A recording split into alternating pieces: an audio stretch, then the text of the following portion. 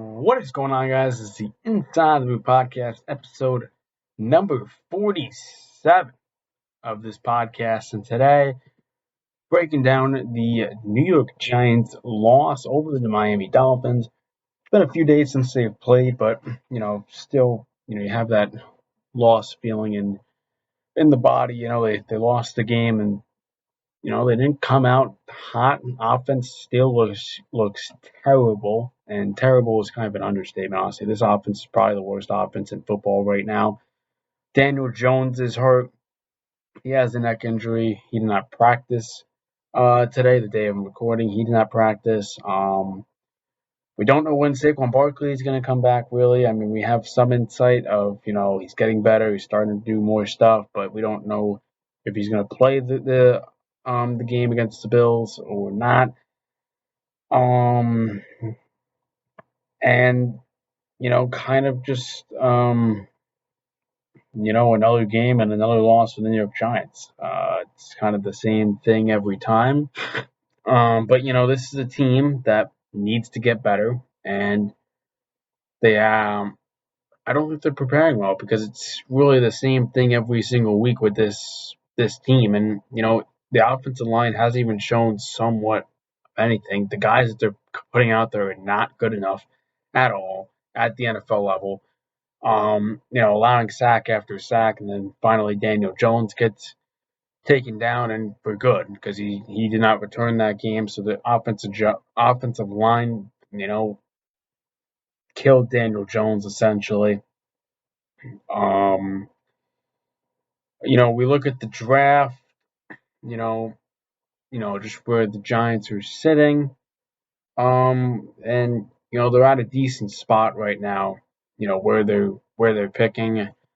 And, this is a Giants team that is probably gonna have one of the better, top picks in the draft just because, they've started out so bad. And, with this Buffalo Bills game upcoming, we could very well see this team starting out 1-5 to start the season. And I know for sure my predictions that what I had on this team were definitely nowhere near 1-5 to start the year. I think I had us maybe 2-3 or somewhere along those lines. Because there were just some games I thought they could have won. I know they could have definitely beat that Seattle team. That could have been a win.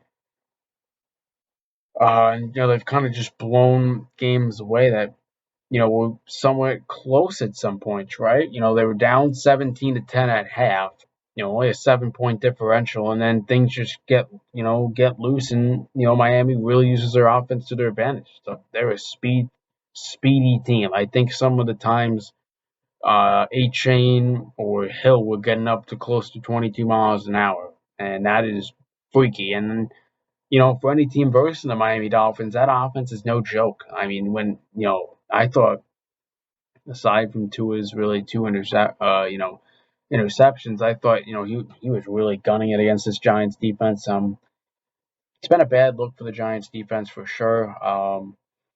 This is just so many holes in this team, and they got to get it fixed really quick. I mean, this is kind of a team that we obviously looked at the start of the year and saw this team as a pretty good defensive team, and I think it's more the offense that's been the reason why they're losing these games. I mean, the defense can only hold their ground for so long, right? And this is they're not getting much rest time either because this Giants offense is going 3 and out multiple times, and they're playing the quick game, and the opponent's defenses are catching up to the quick game very easily. I mean, they got to mix something up. I mean, their offensive line, it's tough to run plays because they just can't operate. Their offensive line just doesn't operate. We see the film, we see all the stuff. They just get blown by. And that's the thing with Daniel Jones too, is I know he has taken a lot of blame from Giants fans and just NFL analysts, but you look at the situation, you throw Patrick Mahomes out there, Brady when he played, Aaron Rodgers, when he's healthy. Any of the top QBs, Josh Allen, Joe Burrow, any of those. I know Joe Burrow hasn't been amazing this year, but any of those top end QBs. I mean, no QB is having any success in that on that offensive line. And maybe that's something they address in the draft in the first round, or they take QB in the first round. It's probably gonna be either that or QB or tackle is my guess. I know Joe Art is a guy from Notre Dame, I believe, that they might look at. But you know, and the thing is with this Giants offense, right, is they want to be creative. This is a Giants offense that wants to be creative. They brought in a bunch of playmakers.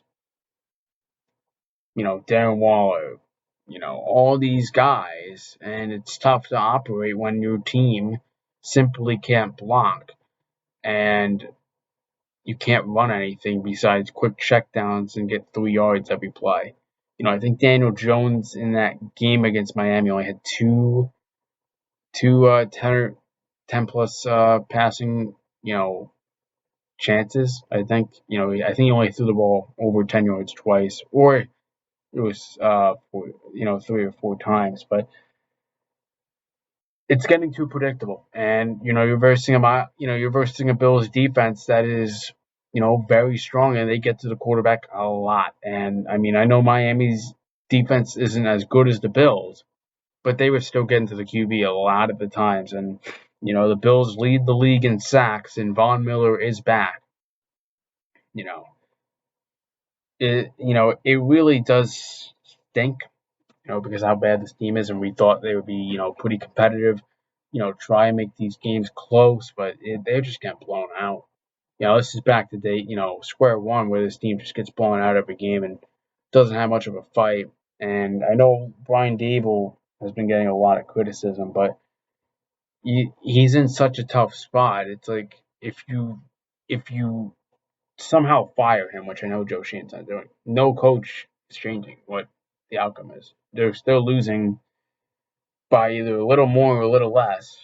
They're still losing those games. It's this offensive line needs to fix it, and they supposedly are having La'el Collins visit. He's coming off a torn ACL, but the Giants just need offensive line help, and they need to fix this team right away because it's bad. It is really bad, and I try to keep it cool because I could very well be just screaming into this camera of my frustrations and what is going on with this team and everything. Why aren't we making these games close? And it it stinks. And I know. I mean, we're Giants fans here. You guys tune into these all the time. It definitely stinks, and it stinks. It sucks hearing the same things out of my mouth. I mean, it really does. And I try to make these losses, I guess, a little different, saying it in a little different way. But, regardless, we get into the key info now. Giants, of course, take out the Bills next week. Of course, Buffalo Bills, one of the better teams in the AFC. They just came off a loss against the Jaguars, but you're still playing Josh Allen, right? And you're still playing Diggs, and you're still playing those. And the Giants are allowing 6 sacks per game. That's horrific. And, basically what they're doing is putting your QB at risk immediately. You have allowed 29 sacks in 5 games. Jones, of course, like I said earlier, is injured now. He did not practice. Another thing is, who in their right mind wanted Trey Hawkins on Tyreek Hill for that Tyreek Hill touchdown? Like that, you just knew that was happening. I mean, come on, putting on a 6th-round rookie against one of the best, if not the best, wide receiver in the league. Dude just barely doesn't move, and he destroys him. It's cool that the Giants got some points. I mean, they put up 16 points, right? But no offensive touchdowns. Defense played pretty well. Made Tua make some bad throws. Kayvon has looked great. I gotta say, his season this year, 4 sacks in the last 3 games. He only had 4 sacks last year, so that's huge. I mean, maybe he can get up to maybe 8.5, 9 this year. That would be huge. As we look at the stats now, the Giants have allowed 18 sacks over the last 2 games, most by any team in a 2-game span since the 1986 Eagles. Whether you like Daniel Jones or not as your QB, any QB would really fail. Under these circumstances, bad offensive line. Maybe it's a mix of Bobby Johnson, but I don't really try and throw the QB under the bus. But maybe it is, honestly. I mean, Joe Judge fired, the offensive line coach. I forgot his name, but and then Andrew Thomas became a little better. Maybe you focus on getting Neil better and firing the offensive line coach and getting a new guy, getting a new face in there, and trying to fix Evan Neal. I mean, there was only a little time left before he is gone and he gets cut if you want to cut him. I know a lot of Giants fans got onto him about his hamburger flipping comment, and I was one of them as well. I did not like the comment, and to follow up with that piss poor performance out of Evan Neal, it's a really bad look for him. I think Banks has looked good this year for sure. I thought he had a pretty good game. When he was guarding Waddle, he had only 2 catches for 18 yards. I like Banks a lot. And kind of another thing, I have with Daniel Jones is you kind of screwed him and failed him, right? Um, he's in a really crap situation. Obviously, he's no, Mahomes, Allen type QB, but I think he'll be all right. I really don't know what they're gonna do with Daniel Jones. Honestly, they just gave him that big extension. I think you really prioritize the offensive line, spending a lot of money into the offensive line, and then you go into that season with your weapons that you brought in, and you knew the offensive line. I mean, and then if Daniel Jones fails after that, then we all know that he's not the franchise. And I know you're doing a lot for your franchise QB, but um, you know, he had an 87.8, PFF grade. Was the highest by any Giants player in that game by a margin. Yes, I mean, there are 2 things. He's got to pull the trigger more. He has to play better. I'm not fully defending him. Like, yeah, he's played amazing, and it's all he's got to play better. He has to play better, and it's got to happen because he only had 4 throws for over 10 plus yards, which isn't good. And 3 to 5 yard checkdowns. That's not going to get you very far, especially when the other team knows it because they know you can't throw the ball far because your offensive line can't hold up. And, for Evan Neal again, it's really this. It's really, he's just really bad and you missed on him. Kind of a bust. Poor coaching, or, he's just not a right tackle and he's more of a guard. But future, the future. This is a team that is under new management. This is the Joe Shane era, not the Dave Gettleman era. And I think if the Giants want to be a better team the next 3 to 4 years, they really got to hit on their picks. The picks that they're going to come, they're going to have a decent amount of picks if this is a team. They continue to be bad and they got to hit on their picks because if they can hit on their picks, it makes the process a lot quicker and a lot less draft picks that you look back and it's like, oh, we messed up on him. If you're hitting, 3 out of 5, 4 out of 5, that's good. That's really good. But if you're only hitting 2 out of 5, 1 out of 5, and those other 4 or 3 players are bad, that's a really bad job by your scouts and your drafting. I mean, this is a team that really needs to get better offensive line. I mean, we look at the offensive line grades this year. Joshua Zudu only a 40.6. Mark Galinsky 51.1. Ben Bredesen 44.2. Marcus McCletham 46.4 and Evan Neal 36.1. Mark Galinsky leads that pack. That's sad.